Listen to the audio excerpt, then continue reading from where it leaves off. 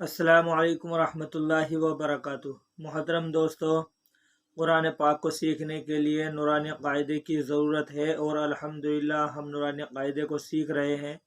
तख्ती नंबर 11 इससे पहली वीडियो में अल्हम्दुलिल्लाह आपको मैं समझा चुका हूँ। आज मैं आपको तख्ती नंबर 12 समझाऊँगा। अच्छी तरीके से समझें इंशाअल्लाह। चलिए पढ़ना शुरू करते हैं। अऊज़ु बिल्लाहि मिनश शैतानिर रजीम, बिस्मिल्लाहिर रहमानिर रहीम। अपने कायदे को ओपन करें, तख्ती नंबर 12 देखिए। सबसे पहले हमें पढ़ना है जो ऊपर लिखा हुआ है तख्ती नंबर 12 मश्क सुकून और ब्रैकेट में लिखा हुआ है यानी जज्म। हम यहाँ कहेंगे यानी जज्म, ठीक है ना। ये जज्म जो बार बार पीछे मैं आपको बता रहा था उसके बारे में इंशाल्लाह आपको अब समझाऊंगा मैं।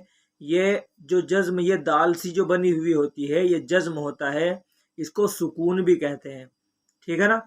तो हमें पढ़ना है जिस हर्फ पर जज्म हो उसको पीछे वाले हर्फ से मिलाकर पढ़ते हैं। जज्म वाले हर्फ को साकिन कहते हैं और आगे लिखा हुआ है हमज़ा साकिना के पढ़ने में झटका होता है।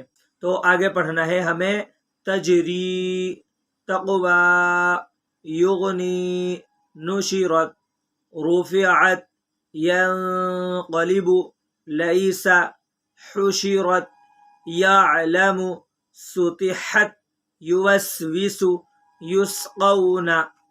हम सबक यहीं तक पढ़ेंगे। अब चलिए हिज्जे और इजरा आपको मैं समझा दूं। सबसे पहला जो अल्फाज था तजरी, इसकी हिज्जे करेंगे ता जीम जबर तज, राया ज़ेर री, तजरी। अब आपको इजरा समझा रहा हूँ। अगर आप इजरा नहीं पढ़ सकते तो आपको पढ़ना नहीं है, आप छोड़ देंगे, बस हिज्जे और रमा पढ़ लेंगे। बस आपको कुरान पाक सीखना है। आप हिम्मत करें, कोशिश करते रहें, इंशाअल्लाह अच्छा कुरान पढ़ना सीख जाएंगे, ठीक है। हर्फों की अदायगी ज़रूरी है, ठीक है।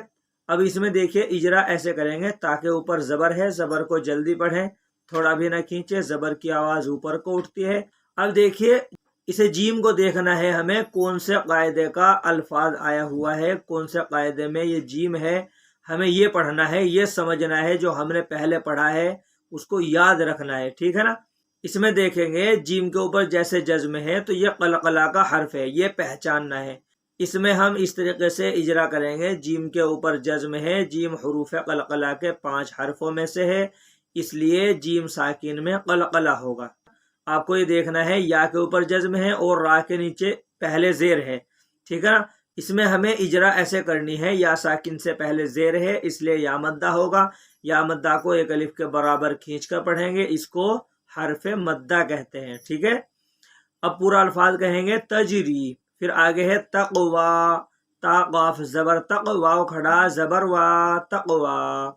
इजरा ऐसे होगी, ता के ऊपर जबर है, जबर को जल्दी पढ़ें, थोड़ा भी ना खींचे, जबर की आवाज ऊपर को उठती है।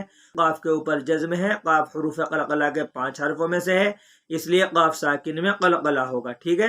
वाव के ऊपर खड़ा जबर है, खड़ा जबर बराबर होता है अलिफ मद्दा के, इसलिए खड़ा जबर को एक अलिफ के बराबर खींच कर पढ़ेंगे, इसको मद्दे सिला कहते हैं, ठीक है। पूरा पढ़ देंगे तक़वा। ये या जो बनी हुई है इसके ऊपर कोई हरकत नहीं है, इसलिए ये नहीं पढ़ी जाएगी, ठीक है। आगे है युगनी, या गैन पेश युग, नून या जेर नी, युगनी। अब समझ लीजिए जो हमने कायदा ऊपर पढ़ा है उसकी इजरा भी आपको समझाऊंगा, ठीक है। या के ऊपर पेश है, पेश को जल्दी पढ़ें, थोड़ा भी ना खींचें, पेश की आवाज आगे को जाती है और होंठ गोल होते हैं। गैन के ऊपर जज्म है, जज्म वाले हर्फ को पीछे वाले हर्फ से मिलाकर पढ़ते हैं, इसको हरफे साकिन कहते हैं। इस तरीके से इसका कायदा होगा, ठीक है ना। आपको ये अपनी डायरी में नोट करना है। नून के नीचे जेर है और या साकिन है आगे, तो या साकिन से पहले जेर है इसलिए या मद्दा होगा। या मद्दा को एक अलिफ के बराबर खींच कर पढ़ेंगे, इसको हरफे मद्दा कहते हैं। फिर पूरा कहेंगे युगनी, फिर है नुशिरत, नून पेश नु, शीन जेर शी, नुशी, राता जबरत, नुशिरत, ठीक है। पूरा अल्फाज इसी तरीके से पढ़ना है। हरफों की अदायगी भी देखते रहें और इसी तरीके से पढ़ते रहें, ठीक है ना। नून के ऊपर पेश है, पेश की इजरा होगी। फिर शीन के नीचे जेर है, जेर की इजरा करनी है। फिर रा के ऊपर जबर है, जबर की इजरा करनी है। अब ता जो साकिन है इसकी इजरा करनी है। ता के ऊपर जज्म है, जज्म वाले हर्फ को पीछे वाले हर्फ से मिलाकर पढ़ते हैं, इसको हरफे साकिन कहते हैं। آپ کو یہ سمجھنا ہے کسی حرف کے اوپر اگر جزم آ جائے تو اجرا اسی طریقے سے ہوگی، کوئی سا بھی الفاظ ہوگا، ٹھیک ہے، اسی طریقے سے اجرا کرنی ہے، کوئی بھی الفاظ آ جائے اور اس کے اوپر جزم آ جائے، ٹھیک ہے نا۔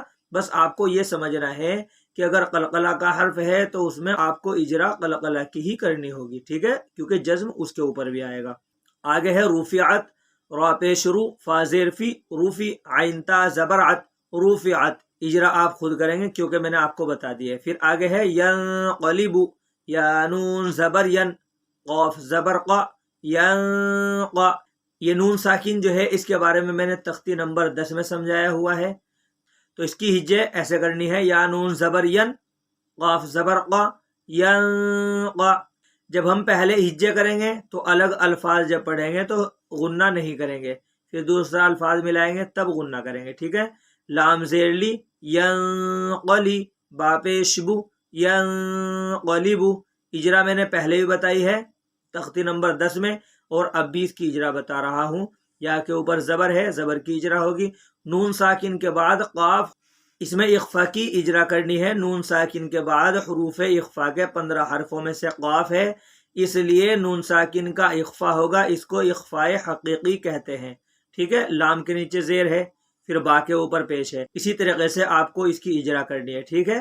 اب اس کو پورے الفاظ کو کہیں گے ینقلب۔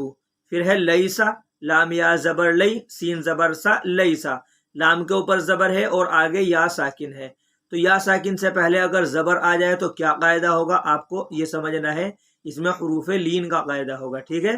یا ساکن سے پہلے زبر ہے اس لیے یا لین ہوگا، یا لین کو نرم آواز کے ساتھ جلدی ادا کریں، اس کو حرف لین کہتے ہیں۔ سین کے اوپر زبر ہے، پورا الفاظ کہیں گے لیسا۔ پھر ہے حشرت، ہا پیش حو، شین زیر شی، حشی، روتا زبر رت، حشرت۔ آپ خود اجرا کر کے دیکھیں، انشاءاللہ آپ کو سمجھ میں آ گئی ہوگی۔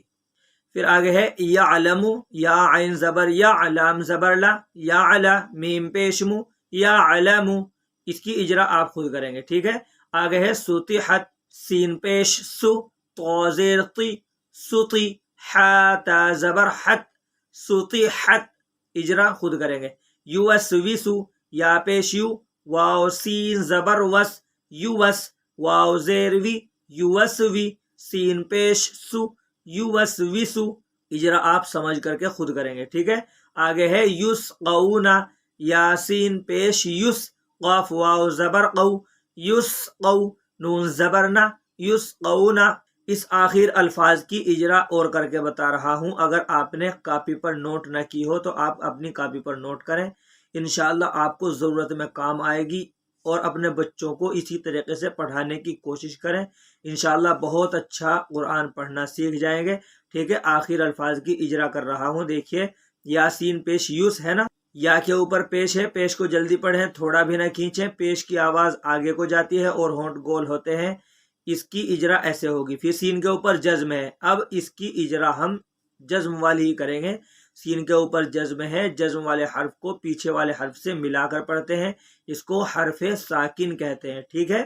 اور آگے ہے قاف واو زبر قو، قاف کے اوپر زبر ہے، واو ساکن ہے، آپ دیکھیے آپ اس میں کس طریقے کی اجرا ہوگی۔ واو ساکن سے پہلے زبر ہے اس لیے واو لین ہوگا، واو لین کو نرم آواز کے ساتھ جلدی ادا کریں، اس کو حرف لین کہتے ہیں۔ نون کے اوپر زبر ہے، زبر کو جلدی پڑھیں، تھوڑا بھی نہ کھینچے، زبر کی آواز اوپر کو اٹھتی ہے۔ پورے الفاظ کو کہیں گے یسقونا، ٹھیک ہے۔ انشاءاللہ آپ کو یہ سبق اچھی طریقے سے سمجھنا ہے، اجرا کو آپ اپنی کاپی پر نوٹ کریں یا بار بار ریپیٹ کر کر کے دیکھتے رہیں، آپ کوشش کرتے رہیں، محنت کریں، اللہ تعالی عمل کی توفیق عطا فرمائے۔ السلام علیکم ورحمۃ اللہ وبرکاتہ۔